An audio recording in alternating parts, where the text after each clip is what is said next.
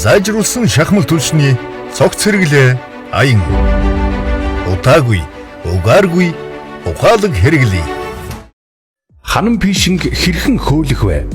Байшингийн шувуу нуруунаас дээш гарсан янданг үзүүртэй харзгар тороостой 6 м хүртэлх урт саваагаар дотор ханыг үрж тордог бохийг доош унгана. Ханан пишингийн худгийг тодорхойлно. Ханан пишин хэдэн худагтайгаас хамаарч худаг бүрт нүх гаргана. Гаргасан нүхээр дотор хан булан тохой өнцгүүдийг сайтар цэвэрлж хөө тортгийг хутгаж гаргаж авна. Мөн зуухны шүүрийн бүрэн бүтэн байдлыг шалгаж эвдэрсэн байвал засч янзлах шаардлагатай.